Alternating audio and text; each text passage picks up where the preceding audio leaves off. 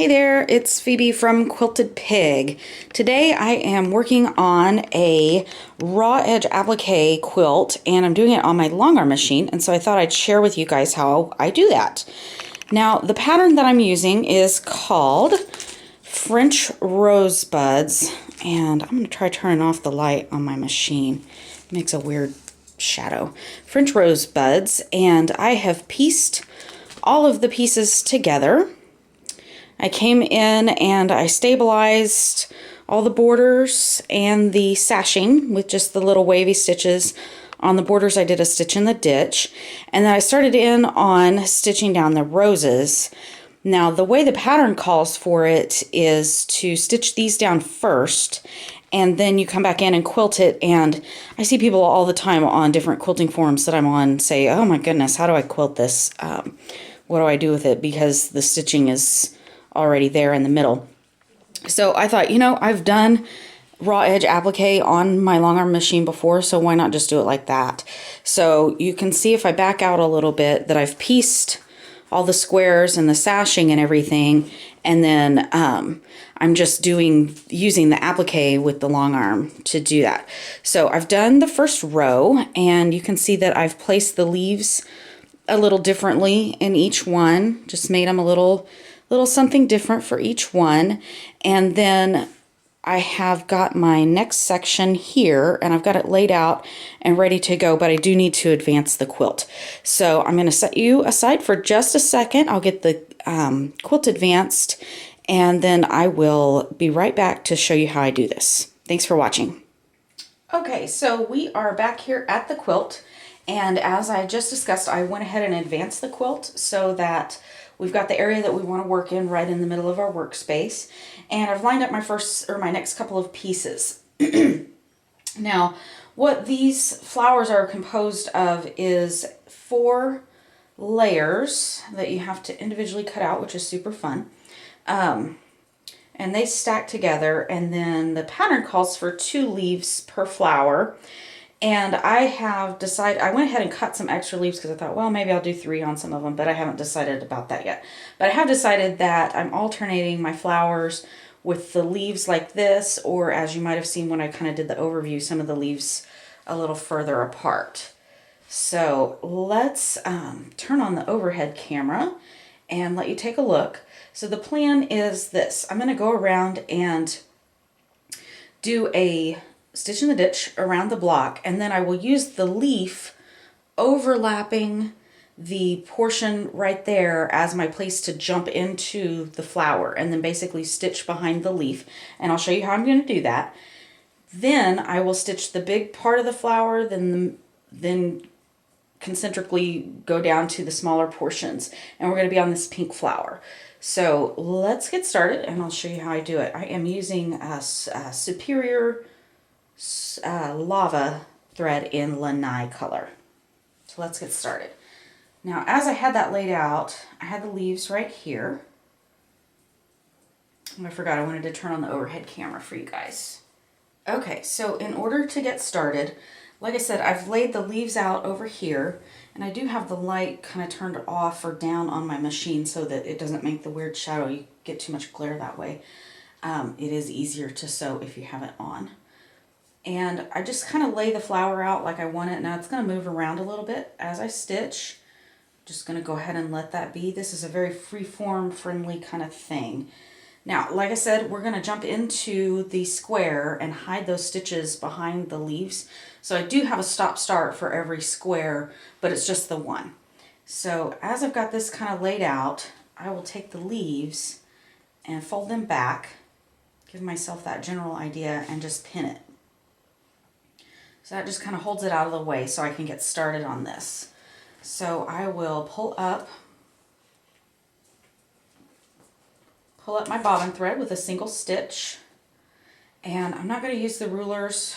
Partly you could say I'm lazy, and that's okay, I'll take that. But really I'm thinking I'm going to use the excuse that this is a whimsical quilt, so we're going to be whimsy. So I'll use my tie-off stitch and just stitch a little bit over. Get that in. Now these threads are going to be hidden behind the leaves when I stitch the leaves down, but I'm just going to kind of pull them out of the way for now. And then I'm just going to stitch in the ditch all the way around the inside of this square.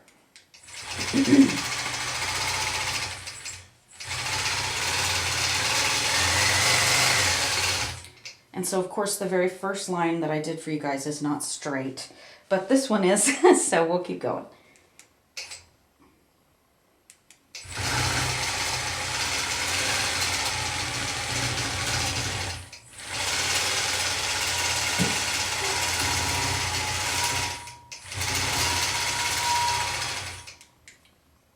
Okay, so I have stopped the machine. I'm going to put my needle down because I'm going to do some kind of configuring around with this, and I want to be sure that we can see what we're doing here.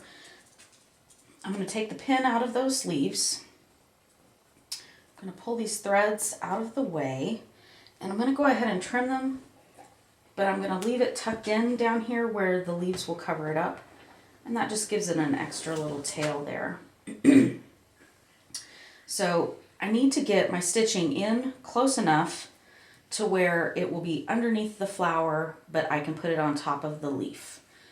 So just start up the machine, bring it in here, and I am using the regulated stitch mode on my machine. I normally would use coast regulate. However, for this, because there's quite a bit of jumping around, it looks like I went too far. So I can either adjust the flower or I can stitch backwards a little bit. I'm just going to adjust the flower. Like I said, it's a very free-form kind of thing, and that will be okay. So I need to adjust the flower and then get these leaves underneath that hopping foot, which is really kind of the only booger of this whole deal, is getting the leaves underneath there. And they just need to get in far enough that the needle can catch the bottom of the leaf, and then you'll see that I'm going to come up and stitch the vein of the leaf. Except that I want to put the leaf on this side because, like I said, I want to cover up that stitching that I did. So just kind of scooch it underneath that hopping foot, and then we'll put the other one in place as well. And then I'll fold my flower back and see, okay, that's going to cover those little fat bottoms of the leaves. So I'll go ahead and stitch down the leaves. This is somewhere where you're going to need to be very careful to not stitch over your finger, because I almost did that earlier today.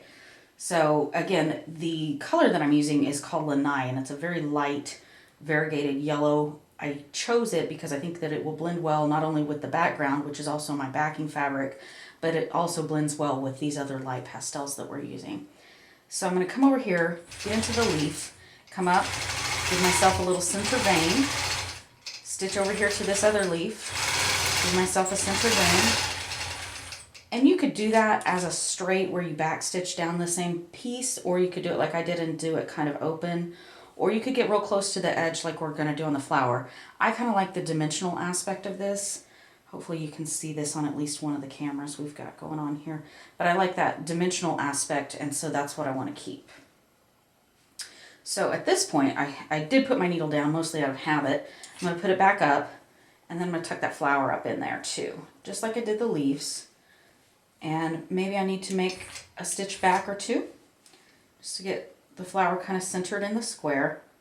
And then at this point, additionally, we're kind of keeping an eye on these middle bits. They are here, but they don't have to be, so we can move them a little bit if we need to, so I can fold it back like this to work. So I'm going to take a couple stitches in, stitch in, and then I'm just going to go, I'm going to try to stay within 1/8 to 1/4 inch around that flower, and I put my needle down anytime I'm stopping to fuss around with stuff, because if I don't, I could accidentally move it and then pull a long stitch or something like that. So I don't want to do that. So just keep stitching right on around that flower and just kind of gently follow the curve. Fold the little pieces back. And this is where, if you do the trick with the soup cans to pull in fullness on a quilt, this is where that comes in handy. So I stopped. I'm not going to put the needle down because I'm going to be tucking this piece of fabric up underneath there. Kind of turn it around, see where it looks pleasing to me, and tuck it on in there. Now, hopefully you'll be able to see the edge of this second piece is crossing over the stitch line of that. It's not a problem at all. Not a big deal, no problem. So we just take a few stitches into that piece, stitch around it.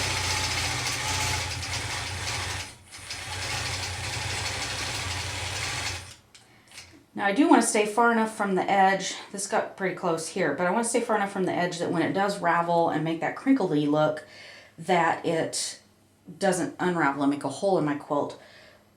But this should be good because that's kind of a bias edge. I don't think it'll be a problem.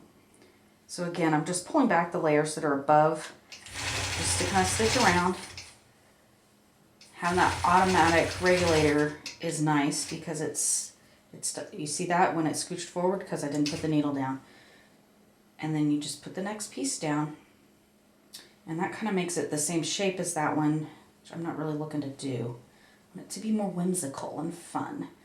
Okay, so my foot will hop up a little bit if I do that. And I can just use the edge of the pin to just kind of tuck it up under there. Tweezers are also nice for that, but those are on the other side of the quilt, so we're not doing that. So again, a couple stitches into it, and then just go around. And I'm going to reach over here and pick up this little one and get it out of our way. And then continue around all the way. Stop, put my needle down, because I'm going to mess around with it. And then I'll just put this little piece in here.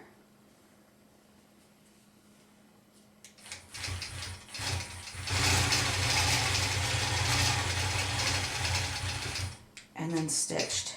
So that makes one whole flower done. And you can see that was really pretty quick and easy. From this point, I'm going to go ahead and do the tie-off stitch. And then I'll move to the next square and just show you how to do it one more time, just so you get it down.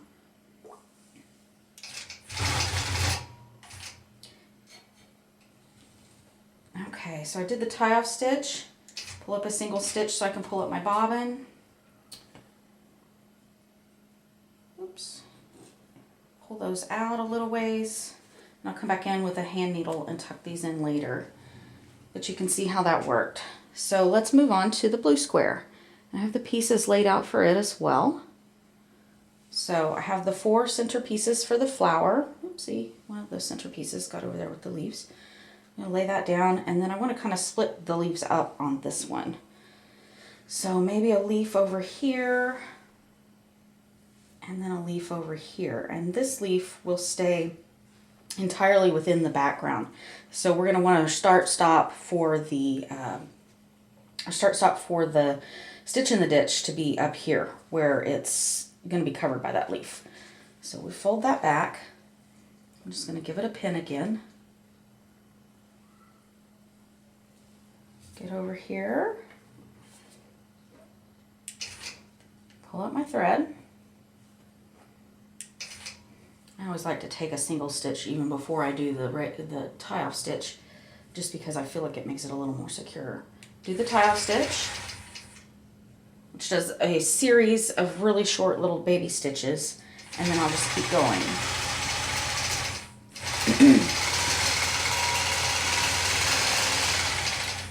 Now this stitch in the ditch really just isn't necessary, but I thought it looked cute, and I did do stitch in the ditch on all of the little narrow borders, so I thought that that was probably a good idea to continue that through.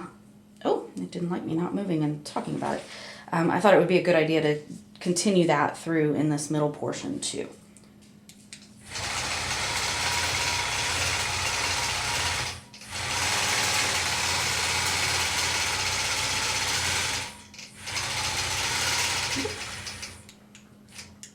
Oh, and the fun part is, even though I bumped and bobbled there, it's going to be behind that leaf. Yay! Okay, so we just fold this forward a little bit. Go ahead and stitch down here. I'm leaving my needle up, and I'm going to try to not waller the machine around. Tuck that in there. Okay. And then I'll put the leaf in. And this time, instead of doing the leaf separately from the flower portion, I'll just go ahead and tuck it in and do it all as one step. Just like that. Okay. So I'll take a couple stitches down here to get into the flower. Get up there, do the vein in that leaf, and then I'm just going to go around the outside of the flower.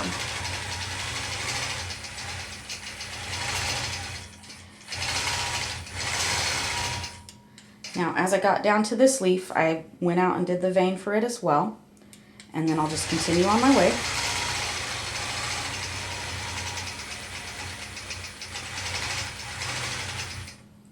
And the reason for doing this is it's going to do the quilting all at the same time.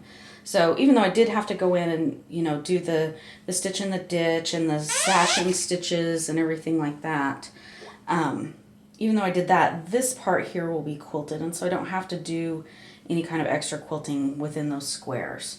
So now, as before, I'm just going to take a couple of stitches to stitch myself into that next little flower petal, and I'll go right around it. And hit stop, because I don't know if you heard it bark at me again. And then we'll just keep going. And like I said before, it's not a problem if the leaf, you know, if they move a little bit or whatever, because you're going to rearrange them as you get to where you're going. It's just a good idea to kind of have an idea of where you're going to put them. So we'll start again, get into that next one.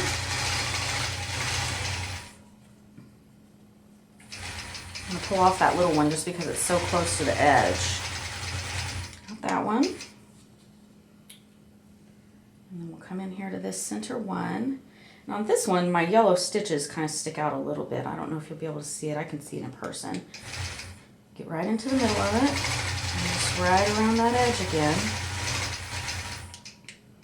So I've got that. I'm going to do my tie-off stitch. And you can see how quickly that went. That stitching for that one flower was only actually like 1.5 minutes long, so it goes really quick. It's just the getting the piecing and the initial quilting done.